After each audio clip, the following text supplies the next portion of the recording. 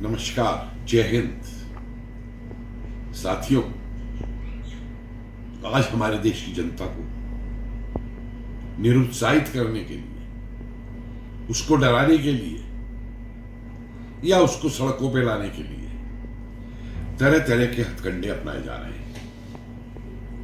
और इन्हीं में एक हथकंडा है लगातार हमारी वीर सेना और उसके जो जनरल है उनके ऊपर उंगली उठाना, दुश्मन को हमसे मजबूत बताना, प्रधानमंत्री को झूठा साबित करना या और भी कई इस तरीके के। और अफसोस तब होता है क्योंकि ये हमारा देश तो मशहूर है गद्दारों के लिए। शायद दुनिया में किसी देश ने इतने गद्दार पैदा नहीं किए होंगे जितने हमारे देश ने आज तक पैदा किए।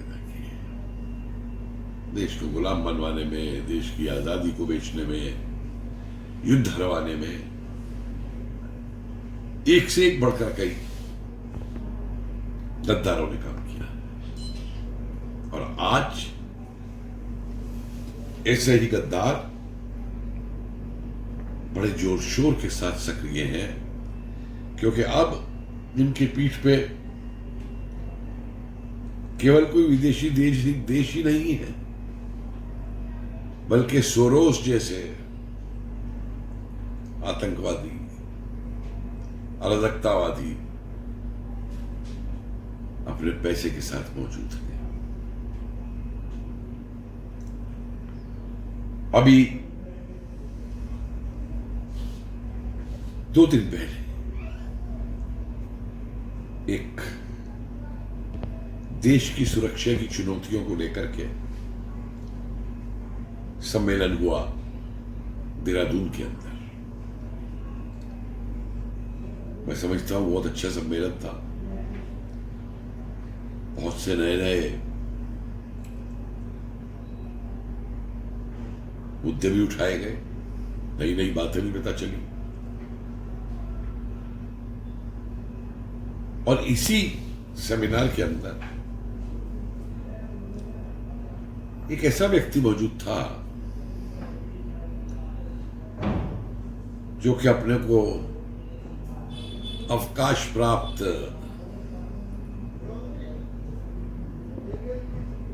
सेना का अफसर बताता है, यूट्यूब भी चलाता है, एक मैगजीन भी चलाता है। और इसने रिटायरमेंट लिया था सेना से। ये रिटायर हुआ नहीं था, इसने रिटायरमेंट लिया था। और कईयों साल पहले रिटायर हुआ ये व्यक्ति समझता है कि बहुत बड़ा प्रोफेशनल है, बहुत बड़ा एक्सपर्ट है, और उसकी आड़ में न केवल हमारी सेना पे हमला करता है, बल्कि वही मांगे दोहराता है कि बालकोट का सबूत दो, सर्जिकल स्ट्राइक का सबूत दो, भारत के जनरल क्या प्लान कर रहे हैं, साइबर वॉरफेयर में क्या तैयारी है भारत की। अरे भारत जो तैयारी कर रहा है, भारत जो इस मामले में सशक्त हुआ है, तुझको बताए तू होता कौन है? कौन सा देश है जो अपनी रणनीति को बता देगा? कौन सा देश है जो बता देगा कि हम क्या तैयारी कर रहे हैं? ये जो राहुल गांधी ने और कांग्रेस ने हल्ला मचाना शुरू किया था ना, बालकोट से लेकर के, ये व्यक्ति वही एजेंट का काम कर रहा है। जरा इसके कुछ वीडियो और सुन लीजिए। General Ranbir Singh informing the nation that the Pakistan army has already been told that we do not plan any further surgical strikes, and he informed the nation that this mission is over. In other words, what you have said is that the Indian army does not have the capability, capacity, and the Indian state does not have the political will for an escalation. Period. तो देखा आपने, वो जो एक mission था हमने कहा वो मिशन समाप्त हो गया। हमने ये नहीं कहा कि हम पाकिस्तान से लड़ने की क्षमता खो बैठे हैं या हम पाकिस्तान से युद्ध नहीं कर सकते, लेकिन ये विदेशी एजेंट इस तरीके से तोड़ मरोड़ करके देश की जनता को और सेना को बहकाने का काम करते हैं। That what they have done was a military aggression.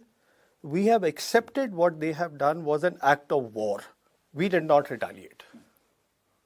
So in the first instance, they were not deterred.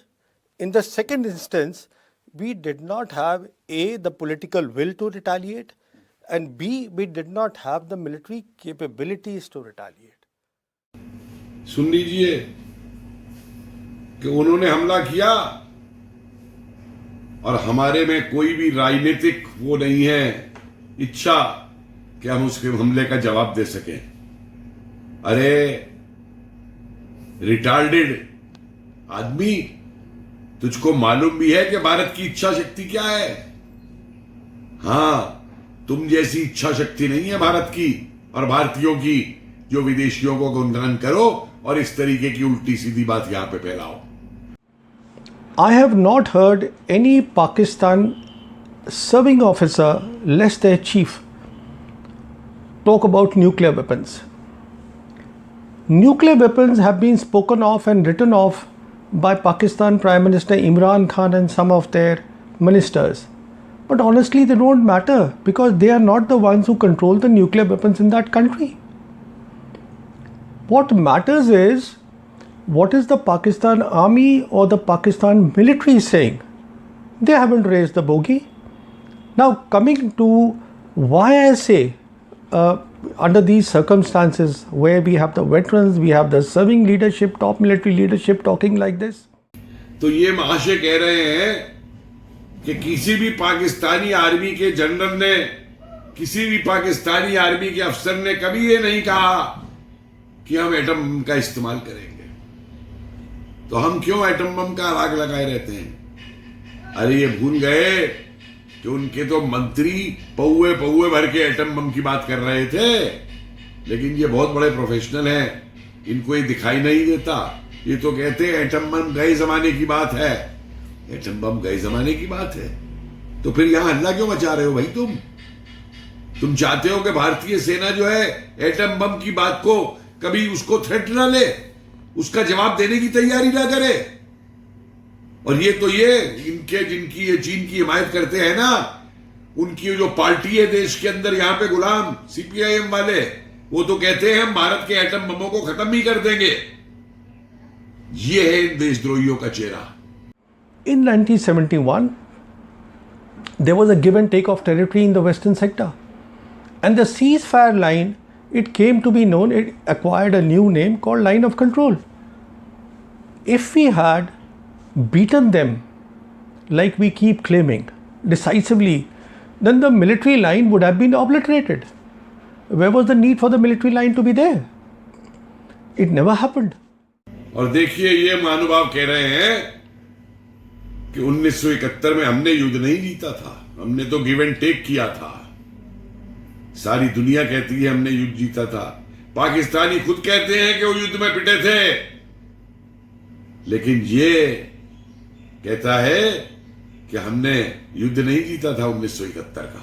That the dual use formations will not get adequate time if they are shifted from the line of control against Pakistan to the line of actual control against China to actually prepare and orient themselves to the new theater.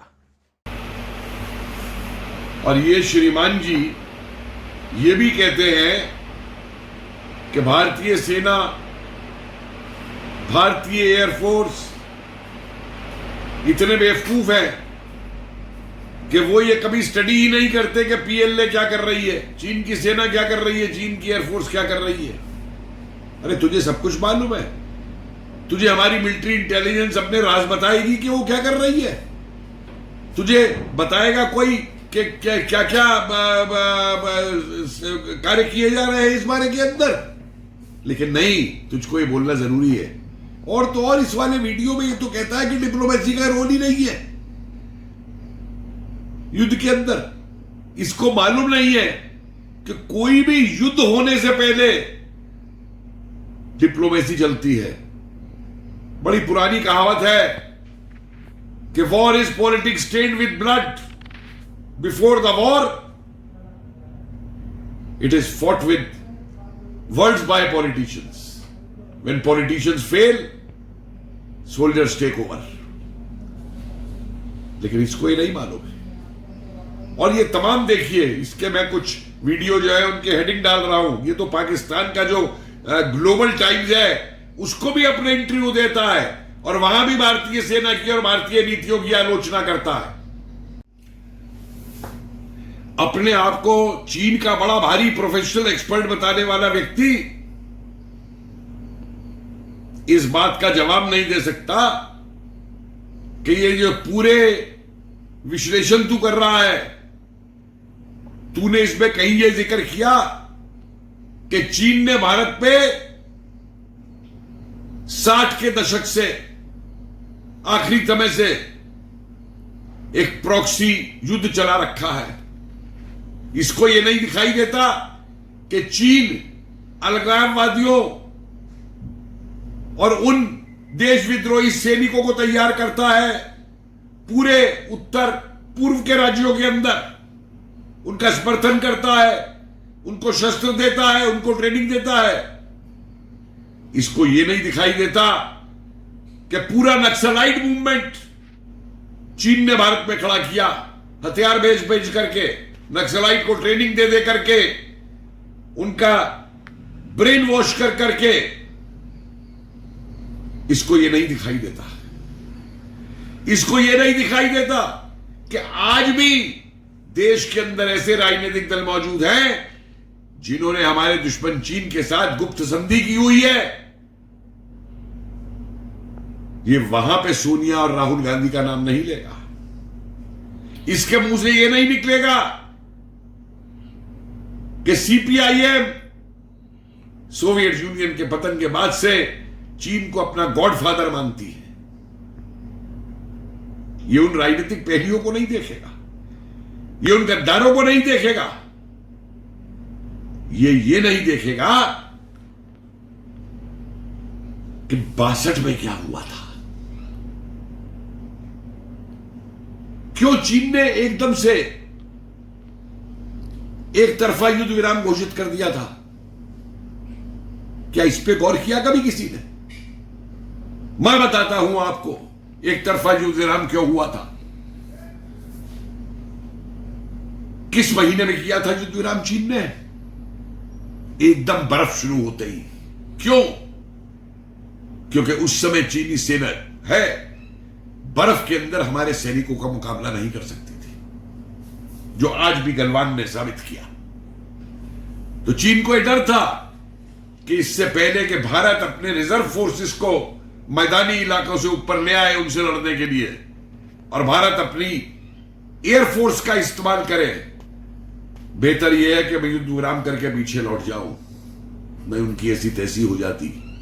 और नेहरू ने तो उस समय air force का इस्तेमाल ही नहीं किया था। क्यों नहीं किया था?